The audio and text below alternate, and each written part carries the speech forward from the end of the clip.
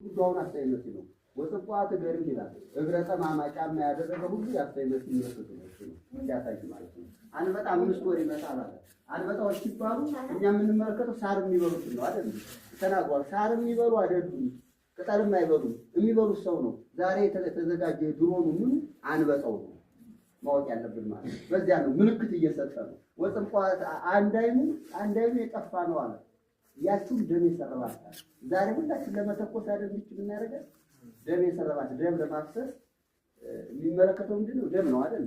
ተመልከቱ። ስለዚህ ይሄ ምንድነው? ወንድሙን የሚገል ሁሉ አስተያየት ነው ማለት ነው። ዛሬ አሁን ራሳችን ከፍ ራሳችን ወንድማችን ዝቅ የምናደርገው ሁሉ ኃጢአት አዳም ነው አይደል? ያልተሰጠውን መሻት። ስለዚህ እነዚህ ሁሉ እኛ የምንመለከተው ያን 7 ራስ ያለውን አውሬ ነው የምንጠብቀው አይደል? የለም ምክንያቱም ሁሉ ራሱ መፈተሽ አለበት ማለት ነው። ጽድቅን የሚቃወም ሁሉ ሐሳብ ይበዛል ማወቅ ያለብን ማለት ነው። ስለዚህ ከዚህኛ መጠበቅ አለብን ማለት ነው እንጂ እግዚአብሔር ጻድቅ ነው። ቅዱሳኖችን በመጨረሻ ላይ ያቸንፋሉ። ምንም ይሄ ጥርጥር የለውም። አገሪቱም እንደነበር ትሆናለች። ምንም ምክንያቱም እድል እየሰጠ ነው አይደል? ይሰጣል። መጨረሻ ግን እንኳን አይደለም ተቀርቶ ስጋን ተዋህዶ አቸንፎታል አይደል? በቃ የኛ ስጋ እኮ ነው ያቸንፈው። ምክንያቱም መለኮት ስጋን ተዋህዶ ድል ነስቷል። ስለዚህ ስለሆነ አሁን እዚህ ላይ ድንግል ሆይ ጥላት በዝቶብኛልና አንቺ ጠብቂኝ ከዚህ ካውሬው ነው እንግዲህ እሷን ትርምትለው በቃ ምክንያቱም መማፀኛዋ ማናት? አገሪቱ ወላዲተ አምላክ ናት። ስለዚህ የኛ መማፀኛ ማናት? እሷ። ህጉን እንጠብቅ ብቻ ሌላው ያስፈራል።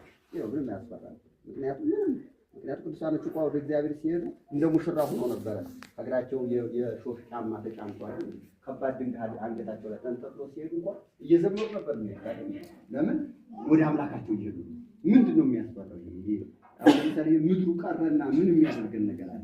ግን ችግሩ ምንድነው? ክደን የምንገባበት ታላቅ የሆነ እንትን እሳት ያለበት እሱ ውስጥ ስለሆነ እሱ ነው የሚያስፈራን አይደል? ያለው ለዚያ ሞት ለቅዱሳን ረፍት ነው አይደል?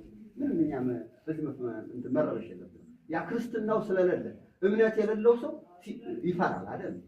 አሁን እናንተ ፍርሃት ብላችሁ ከሆነ እምነት እንደሌላችሁ እንደገና ደግሞ ተጨናነቁ ምን ከሆነ ፍቅር የላችሁም ማለት ነው። ይሄ ነው ሚዛኑ። ፍቅር ያለው ሰው አይፈራም። ሊገለው ቢመጣም አይፈራም። ከሆነ አደረገበትም ምን ያደርገዋል? አበቃ አይሞትም። እንትን ብንል እኮ ነፍስ ከስጋ መለየቱ አይቀርም። ግድ ደግሞ መሄድ አለብን። ወደ ገነት የሚገባ ሰው ግዴታ ነፍስ ከስጋው መለየት አለበት። ያለበለዚያ አዳም ተመልሰን በአይነ ስጋ ገነትን አታይም። ስለዚህ ነፍስ ከስጋ ተለይታ ነው ተብሏል አይደል? ወደ መንግስተ ሰማያት ደግሞ ለመሄድ ደግሞ ይነሳል። ስጋችን እኮ ይነሳል አይደል?